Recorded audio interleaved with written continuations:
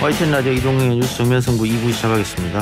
대장동 개발사업 특혜 의혹을 받는 화천대유 대주주의 가족이 윤석열 전 검찰총장 부친의 주택을 시세보다 10여억 원 싸게 매입한 게 알려지면서 의문이 증폭되고 있습니다. 캠프 입장 들어보겠습니다. 윤석열 캠프의 윤희석 대변인 연결합니다. 윤 대변인 안녕하십니까? 네, 안녕하세요. 예, 방금 제가 말씀드린 것처럼 이 김만배 씨 누나가 윤 전 총장 부친의 연희동 집을 시세보다 10여억 원 싸게 매입했다. 아무리 급전이 필요했어도 이렇게까지 손해를 보고 집을 팔 이유가 있었느냐. 이게 다운 계약서 아니냐. 이런 의혹이 제기되고 있는 것 같습니다. 네. 예, 캠프 입장 들어보겠습니다. 네. 일단 이거는요. 부동산 중개업소를 통한 통상적인 거래예요. 예. 이 매수자로 김만배 씨의 누나가 등장하니까 다들 놀라시고 저희도 참 기이하고 이런 불쾌한 우연에 놀랐는데 기본적으로 90 넘으신 분이 예. 윤석열 총장 부친 말씀입니다. 예. 부친의 집이잖아요. 예. 이분이 고관절에 문제가 생겨서 보행이 어렵습니다. 예. 근데 그 집은 2층짜리 양옥인데 예. 현관부터 계단이 많고 또 기거하시는 방이 2층이어서 예. 도저히 거기서는 기거할 수가 없었기 때문에 예. 급히 팔게 된 것입니다. 예. 파는 과정에서 10군데 중개업소에 집을 내놨고 예. 3명 정도 매수 위원자가 와서 집을 둘러봤는데 마지막에 오신 분이 나중에 보니까 김만배 씨 누나라는 거지 누군지 전혀 알 수가 없었고요. 예.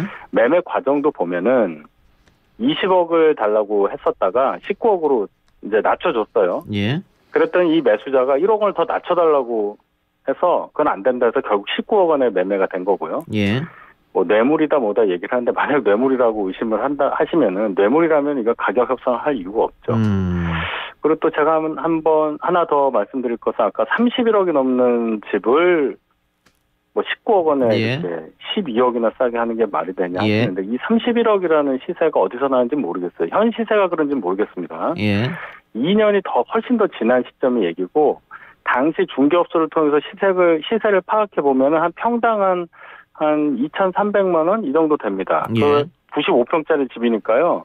당시의 시세를 생각을 해보면 한 22억에서 한 23억 정도밖에 안 돼요. 예. 그러니까 19억에 팔았다고 해서 뭐 금매로 판 건 맞습니다. 저희 사정이 급했기 때문에. 예. 근데 적정하게 싸게 판 것이다. 이렇게 말씀드리겠습니다. 그럼 뭐 10억 원 이상 싼 건 아니고 한 3, 4억 정도 싸게 팔았다. 그렇죠. 예. 예. 그 어른의 건강이 급속도로 안 좋았기 때문에 빨리 팔 수밖에 없었고. 그렇죠. 김만배 씨 누나였던 것은 우연이었고. 뭐 불쾌한 우연입니다. 예.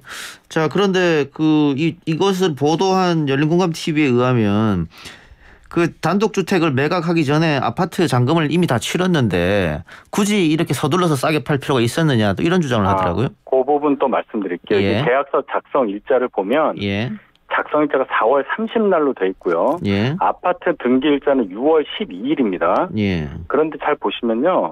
여기는 안 나와 있지만 실제 계약일은 4월 12일이에요. 왜냐하면 계약하는 과정에서 매수자인 김모 씨가 처음에는 개인 명의로 산다고 그랬다가 그다음 법인 명의로 산다고 그랬다가 다시 개인 명의로 사겠다고 번복을 합니다. 예. 그러면서 계약서 작성 일자만 늦춰진 거예요. 그래서 저희가 통장도 다 공개를 했습니다. 예. 4월 12일에 실제 계약이 이 연동집을 매도하는 계약을 체결하자마자 수표로 계약금 1억 8천만 원이 들어옵니다. 예. 그리고 남가자동에 현재 사시는 아파트를 매수하는 계약을 체결하면서 계약금을 입금을 해요. 또 중도금은 5월 10일경에 뭐 2억 원이 들어오고 뭐 5월 30일경에 7억 얼마 이렇게 들어오거든요. 예. 그 순차적으로 또 아파트 매수 자금으로 들어갑니다. 그러니까 이 시점에 대해서는 저희가 한 1시간 전쯤에 아예 그냥 그 통장 거래 내역을 예. 공개를 했기 때문에 거기에 대해서는 시점에는 문제가 없다. 없을 겁니다. 예. 그 대변인 아까 불쾌한 우연이라고 2번이나 말씀해 주셨는데 예. 네네. 뭐 우연치고는 좀 고약하긴 합니다.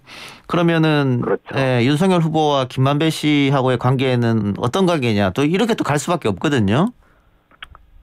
모르는 관계라고 볼 수는 없어요. 예. 후보께서도 그런 말씀하셨고 이분이 20년 김만배라는 분이 예. 20년 정도 법조팀장 언론의 법조팀장을 하신 분이기 때문에 예. 검사라면 이 사람을 모를 수가 없다는 것을 인정을 합니다. 그런데 예. 그럼 그 친분 관계라는 것이 필요할 텐데 예.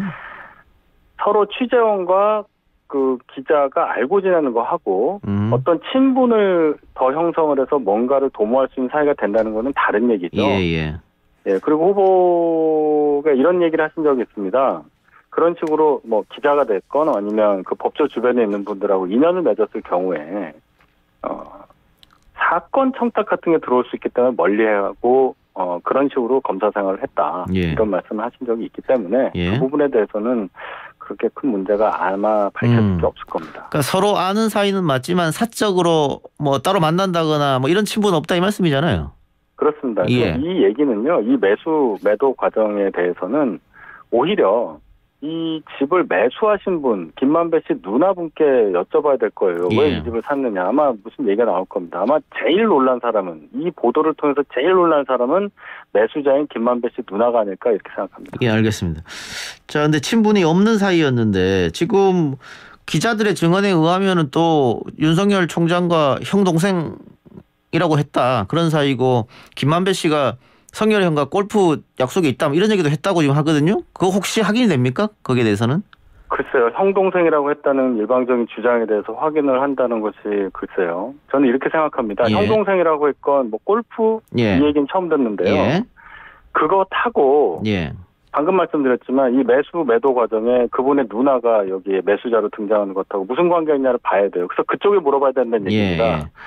저희 입장에서는 집을 내놨을 뿐이에요. 부동산 중개업소에. 예. 그래서 매수자라고 해서 업소에서 데리고 온, 소개로 데려온 분이에요.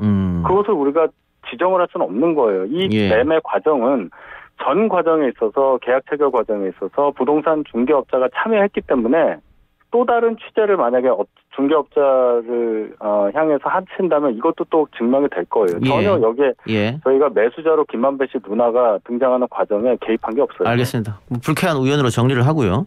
네네. 그 지금 후보가 직접 고발을 했습니까? 고소를 했습니까? 아니면 캠프에서 고발을 하신 겁니까? 열린공감 캠프에서 TV. 고발했습니다. 예, 어떤 혐의로 고발하신 거죠? 허위사실 유포입니까? 일단은 그렇죠. 아, 예, 알겠습니다. 그럼 예. 이제 검찰이 아마 또 수사를 하면은 그 결과를 좀 지켜보도록 하고요. 네. 그 뭐 악재랄까요? 또 하나 나온 게 그 세계일보 보던데요. 세계일보가 이번에 또 대검이 윤석열 후보의 장모를 위해서 대응 문건을 만들었다. 뭐 이게 네. 사실이라고 하면 이 대검이 뭐 법률 서비스 회사도 아닌데 개인을 위해서 응대한 거 아니냐 또 이런 지적이 있을 수밖에 없어서요. 얼마 전에도 세계일보에서 이거보다 조금 더 간략한 형태의 예. 문서가 대검에서 발견이 됐다. 작성한 것이 발견이 됐다 해서 보도를 했는데 그때 뭐라고 저희가 얘기를 했었냐면은 대검에서 총장과 관련한 대검 전체를 향한 어떤 의혹이 났을 때는 언론과 예. 또 국회를 상대로 해서 해명을 해야 되기 때문에 그런 설명 자료를 만드는 것은 통상의 업무이고 예. 그렇기 때문에 이것은 총장과 관련한 가족과 관련한 그런 대응 문서가 아니라 대검 조직을 위한 문서다 이런 식으로 해명을 한 것이 저희의 얘기였고 예. 그것은 대검 관계자의 해명을 그대로 가져온 거였습니다. 예. 이번에 나온 얘기를 또 다시 한번 제가 상기를 한다면 예. 18년도 중앙지검 국감 때부터 2020년 장고증명서 사건 관련해서 의혹이 여러 가지가 나왔어요. 대략 3가지인데 15년도 남부지검에서 장모의 장고증명서 위조 사실을 왜 검찰에서 수사 안 했느냐. 예. 또는 총장이 장모 사건에 개입해서 후배 검사들에게 영향력을 미친 거 아니냐. 또 2018년도에도 의혹이 제기되었다면 왜 또 수사를 안 했었느냐. 뭐 이런 정도의 의혹이 계속 나왔었거든요. 여기에 대응을 해서 이것은 이 이슈는 윤석열 총장의 장모 개인의 문제가 아니라 검찰의 신뢰와 직결되는 문제라고 판단이 된다는 거예요. 예. 그래서 검찰이 이런 설명 자료를 만드는 것, 이것은 통상적 업무라는 것이고요. 업무가 결론은 언론과 국회를 향한 설명용 참고 자료를 작성하는 걸로 이렇게 말씀드릴 수 있는데 결국은 이거는 확실합니다. 이게 대검에서 작성한 건지 아닌지는 확인할 방법이 없어요. 예. 그리고 변호인 입장에서 본다면 이 보도된 문건 전체가 다 공개가 됐더라고요. 예. 이 문건보다 훨씬 더 많은 정보를 가지고 변호에 임합니다. 예. 이 정도 정보를 가지고 무슨 변호를 하겠냐. 결국은 변호를 돕기 위해 만든 자료로도 볼 수가 없다. 이렇게 저희는 해명을 하겠습니다. 그 뭐 윤 후보가 직접 이런 문건을 만들어 지시하고 이러진 않았을 거 아니에요? 그렇죠. 뭐 대검에서 그럼 알아서 통상적 업무 차원에서 만들었을 것이다. 예. 예, 알겠습니다. 자, 또 하나가 어제 TV 토론 또 최근 계속해서 TV 토론에서 주택 청약 통장 문제라든가 작게 501호 문제 또 김여정의 발언을 숙지하지 못했던 문제 그 후보가 준비가 조금 덜 된 게 아니냐 토론회장에서 예, 이런 게 계속 네. 지적이 되는데요. 그 캠프 차원에서 좀 준비를 하셔야 될 것 같은데. 1위 후보이다 보니 예. 7명이나 되는 상대 후보들의 공격성 질문에 다 답변을 해야 되는 상황이고 그러다 보면 어느 정도는 그렇게 보일 수 있는 부분이 있다고 생각합니다. 저희가 좀 해명을 하자면 청약통장 관련한 얘기입니다. 예. 시간상 제약으로 짧게 답변할 수밖에 없었어요. 그래서 예. 진위가 전달 안 된 측면이 있는데 다시 한번 설명을 드리면 50이 넘은 늦게 결혼한 분입니다. 예. 결혼 전까지는 부모님 댁에서 살거나 서울에서 근무할 때는 지방으로 전근을 가게 되면 지방 관사에서 살 수밖에 없기 때문에 예. 집을 살 상황이 아니었어요. 예. 그러니까 청약통장을 만들 이유가 없죠. 예. 그 뜻이었는데 그것이 축약되다 보니까 발언을 이렇게 합니다. 집이 없어서 청약통장 만든 적 없다. 이렇게 된 것이라고 이제 이해를 해주시면 예. 되겠고 작게 501호 관련해서는 홍준표 후보가 워낙에 공세적으로 얘기를 하니까 마치 윤 후보가 그 질문에 대해서 당황한 것처럼 보였는데 예. 결국 윤 후보 말이 맞았어요. 예. 미국 대통령이랑 통화를 먼저 하겠다고 했잖아요. 예. 근데 작게 501호라는 거는요. 그 이전에 있었던 작게 5027과 다릅니다. 이것은 501호는 전자권 회수를 전제로 해서 북이 대량 살상 무기를 전개한다거나 도발을 하려고 하는 징후가 농후할 때 우리가 먼저 선제 타격하는 경우를 상정한 작전 계획이에요. 예. 작게 5027은 전쟁이 났을 때 우리가 반격을 하는 개념의 그런 작전 계획이거든요. 이게 다릅니다. 그래서 작게 501호 같이 우리가 선제 타격을 할 수 있는 또 결정권을 우리가 갖고 있는 상황에서는 사전에 미국 대통령과 먼저 전화로 협의하는 게 당연한 수순이에요. 예. 홍준표 후보야말로 501호랑 5027을 혼동하고 있는 겁니다.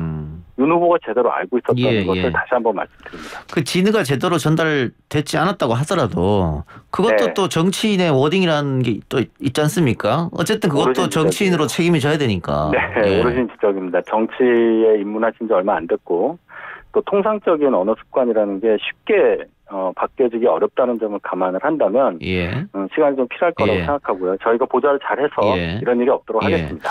다른 캠프에서 자꾸 윤석열 캠프에서 우리 캠프의 공약을 뺏긴 거 아니냐 뭐 이런 얘기도 자꾸 하던데. 유승민 캠프에서 그런 얘기를 주로 많이 했는데 예. 저희가 그 자료도 다 공개하지 않았습니까? 예. 그 네이밍을 하는 이름을 붙이는 부분에 있어서 뭐 국위 우선주의라든지 이런 부분에 있어서 비슷하다 또는 동일하다고 해서 공약을 베낀다고 하는데 그런 적이 없습니다. 그리고 그 군 가산점 관련한 공약이 동일하다 해서 유승민 후보 쪽에서 얘기한 것은 저희가 2030 전역자들 상대로 해서 인터뷰를 한 가운데 그 2030에서 나온 아이디어를 공약화한 거기 때문에 예. 설령 내용이 똑같다 하더라도 베낀 것이 아니라 이 해당 세대, 해당 이익, 해당되는 분들께 나온 아이디어다. 이 말씀을 드리겠습니다. 마지막으로 하나만 더 여쭙죠. 지금 뭐 여러 가지 악재들이 겹치고 있습니다만 그럼에도 불구하고 윤석열 후보의 지지율이 크게 흔들리지는 않는다. 네. 다만 그 가랑비 옷 젖는다고 조금씩은 빠진다. 이게 이제 대체적 분석인데. 네네. 나 이 캠프에서 뭐 지지율 추이는 어떻게 보고 계세요?